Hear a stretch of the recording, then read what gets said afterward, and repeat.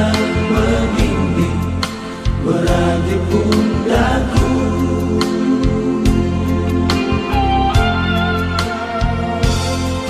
Kau bawa aku keluar dari jalan yang penuh onar dan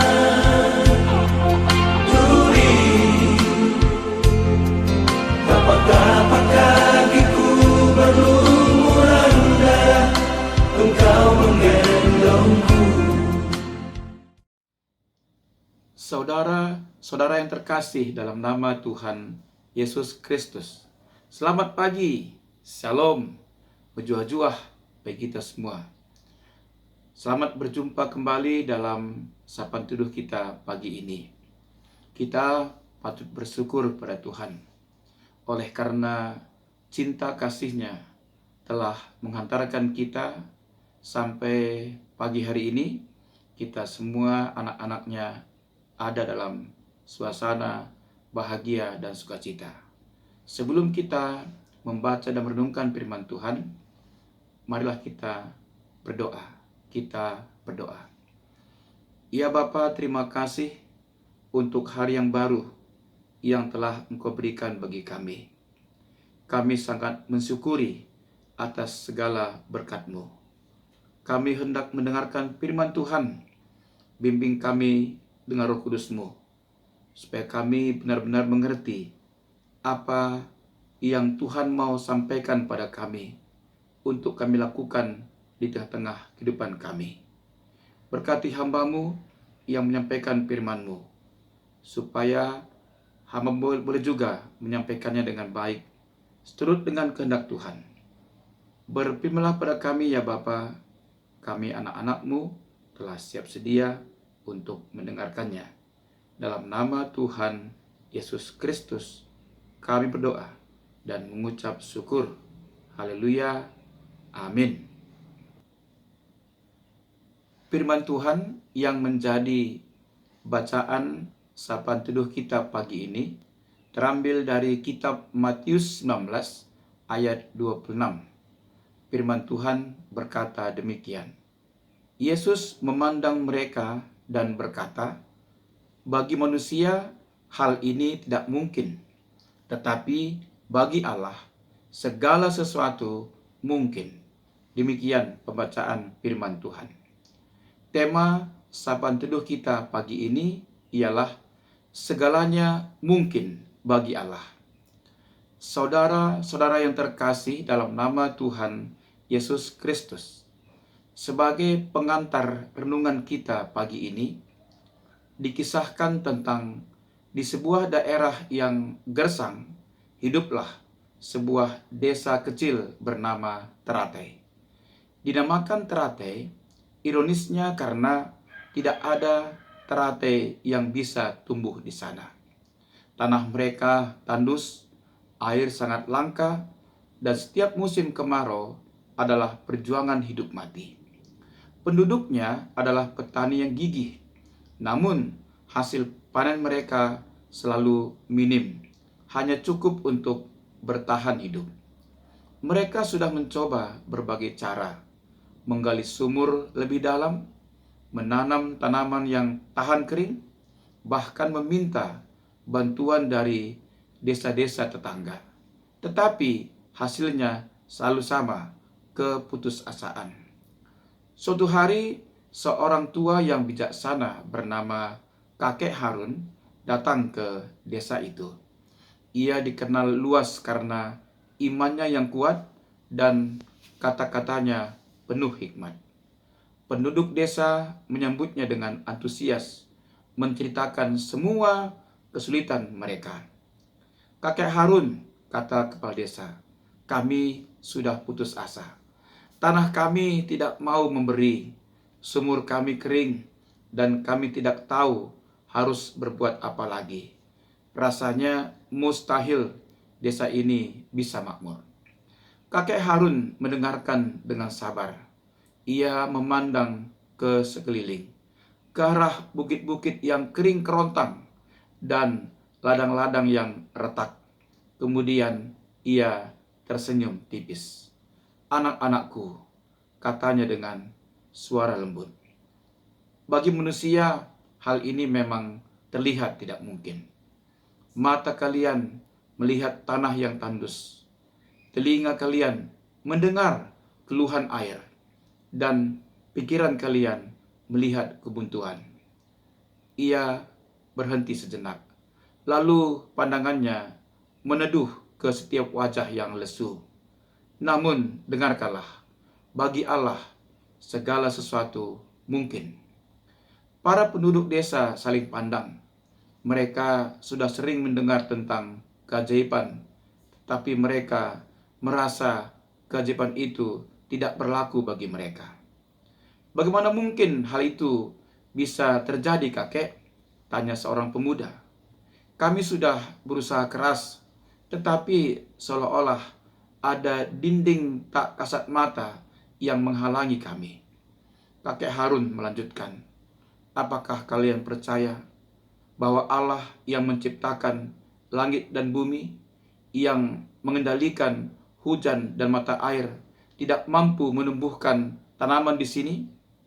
Allah yang menghidupkan dan memelihara segala sesuatu, apakah Dia terbatas oleh tanah yang kering ini? Kakek Harun mengajak mereka untuk berpuasa dan berdoa selama 3 hari. Bertekun memohon belas kasihan Tuhan. Ia tidak menjanjikan hujan, tidak menjanjikan sumur baru. Ia hanya meminta mereka untuk mempercayakan kemustahilan itu kepada Allah. Pada hari ketiga, tepat ketika matahari terbit, seorang anak kecil berlari tergopoh-gopoh. Kakek Harun, kepala desa, apa ada yang aneh di puncak bukit? Semua orang bergegas mengikuti. Sampainya di puncak bukit yang selama ini selalu tandus dan berbatu, mereka melihat pemandangan yang tidak terduga. Dari sela-sela bebatuan muncul mata air kecil yang jernih, mengalir perlahan menuruni lereng bukit. Ini adalah tempat di mana mereka sudah mencoba menggali berkali-kali tanpa hasil, tempat yang mereka yakini tidak menyimpan setetes pun air. Penduduk desa tercengang. Mata air itu terus mengalir, membentuk aliran kecil yang menghidupkan kembali tanah yang dilaluinya. Dengan semangat baru, mereka mulai membuat irigasi sederhana, mengalirkan air ke ladang-ladang mereka. Dengan berjalannya waktu, mata air itu semakin deras, dan tanah tandus itu mulai menunjukkan tanda-tanda kehidupan. Pohon-pohon kecil mulai tumbuh, dan ladang-ladang kembali hijau. Beberapa tahun kemudian, desa Terate benar-benar berubah. Kini, tanaman terate yang indah mekar di kolam-kolam kecil yang mereka buat dari mata air itu. Desa yang dulu gersang kini menjadi oase, dan hasil panen mereka melimpah ruah. Kisah desa Terate ini menjadi pengingat yang hidup bagi mereka ketika mereka merasa putus asa dan menghadapi kemustahilan. Mereka akan selalu mengingat kata-kata kakek Harun. Bagi manusia, hal ini tidak mungkin. Tetapi bagi Allah, segala sesuatu mungkin. Mereka belajar bahwa kuasa Tuhan tidak terbatas oleh batasan dan pandangan manusia, dan bahwa iman yang teguh dapat membuka jalan di tempat yang tampaknya tidak ada jalan. Saudara-saudara, apakah saat ini ada bukit tandus dalam hidup saudara yang perlu saudara serahkan kepada Tuhan hari ini? Nats bacaan kita pagi ini merupakan puncak dari sebuah percakapan antara Yesus dan murid-muridnya setelah seorang pemuda kaya raya menolak untuk mengikuti Yesus karena kekayaannya yang besar. Murid-murid terkejut dan bertanya, jika demikian, siapakah yang dapat diselamatkan? Karena itu Yesus berkata, Yesus memandang mereka dan berkata, bagi manusia hal ini tidak mungkin, tetapi bagi Allah segala sesuatu mungkin. Melalui nats bacaan kita pagi ini, ada beberapa hal perundungan bagi kita. Yang pertama, bagi manusia ada batasan, tetapi bagi Allah tidak ada yang mustahil. Konteks awal ayat ini memang tentang keselamatan dan kesulitan orang kaya untuk masuk ke dalam surga. Namun, prinsip yang lebih luas berlaku untuk setiap aspek kehidupan. Ayat ini menegaskan kuasa dan kedaulatan Allah yang mutlak. Manusia seringkali merasa terbentur pada tembok-tembok kemustahilan. Masalah keuangan yang tidak terpecahkan, penyakit yang tidak ada obatnya, hubungan yang retak, cita-cita yang terasa terlalu tinggi, atau kelemahan karakter yang sulit diatasi. Dalam keterbatasan manusia, kita seringkali putus asa dan menyerah. Namun, Yesus mengingatkan kita bahwa cara pandang Allah jauh melampaui keterbatasan manusiawi.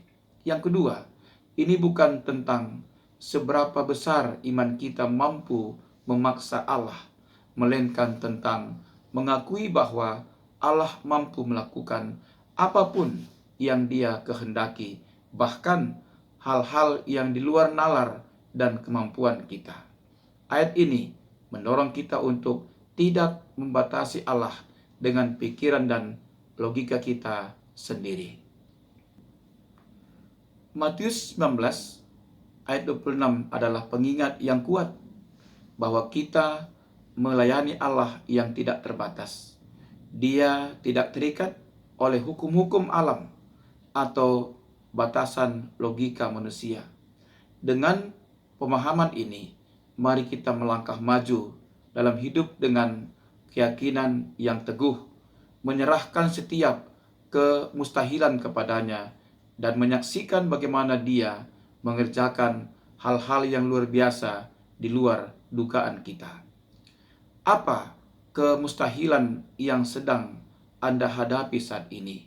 Dan bagaimana Anda akan menyerahkannya kepada Tuhan setelah merenungkan ayat ini? Percayalah kepada Tuhan kita, Yesus Kristus, Raja segala Raja, Tuhan segala Tuhan, dan Juru Selamat dunia ini. Di dalam kuasa Kristus Yesus, tidak ada yang tidak mungkin. Segala sesuatu adalah mungkin baginya. Demikian renungan kita pagi ini. Terpujilah nama Tuhan. Amin. Mari kita bersatu dalam doa. Kita berdoa. Ya Tuhan, terima kasih atas firman-Mu pagi ini. Kami harus senantiasa percaya bahwa Engkau Tuhan sanggup melakukan apapun di luar logika kami. Segala sesuatu mungkin bagi Tuhan. Bapa, tolong kami supaya kami tidak pernah meragukan akan kuasa-Mu. Tuhan kiranya menyempurnakan firman-Mu di tengah-tengah kehidupan kami. Ya Bapa, kami juga mendoakan GBKP. Mari kita bersatu dalam doa. Kita berdoa. Ya Allah Bapa kami, terima kasih atas firman-Mu yang telah mengajar kami supaya kami benar-benar percaya akan kuasa-Mu. Kami tidak pernah meragukan akan kuasa Tuhan, bahwa segala sesuatu mungkin bagi Tuhan. Tuhan yang menyempurnakan firman-Mu di tengah-tengah kehidupan kami. Ya Bapa, kami mendoakan GBKP Runggun Cibubur dan Pos PI Jonggol MPH. Engkau berkati BPMR bersama dengan pengurus PJJ, pengurus kategorial, panitia-panitia dan seksi-seksi, sehingga bersama dengan semua hamba Tuhan dan pengurus kategorial, pengurus PJJ di pos PI Jonggol. Mereka saling bekerja sama untuk membangun persekutuan di tengah-tengah mereka, sehingga baik Runggun Ciubur dan terlebih pos PI Jonggol MPH semakin maju ke depannya. Kehadiran mereka juga semakin hari semakin menjadi berkat bagi sesama. Kami serahkan seluruh kehidupan kami sepanjang hari ini ke dalam tangan pengasihan-Mu. Roh Kudus-Mu yang membimbing kami dalam mengerjakan segala tugas-tugas kami, sehingga hari ini hari penuh sukacita, penuh berkat, dan kami benar-benar dapat melewatinya bersama Tuhan. Terima kasih Tuhan, inilah doa syafaat kami yang tidak sempurna ini. Kami serahkan dalam satu nama, Yesus Kristus, Tuhan yang telah mengajar kita berdoa. Dalam doa Bapa kami, kita berdoa bersama-sama. Bapa kami yang di sorga, dikuduskanlah namamu. Datanglah kerajaan-Mu, jadilah kehendak-Mu di bumi seperti di sorga. Berikanlah kami pada hari ini makanan kami yang secukupnya, dan ampunilah kami akan kesalahan kami, seperti kami juga mengampuni orang yang bersalah kepada kami. Dan janganlah membawa kami ke dalam pencobaan, tetapi lepaskanlah kami daripada yang jahat. Karena Engkau yang punya kerajaan dan kuasa dan kemuliaan sampai selama-lamanya. Amin.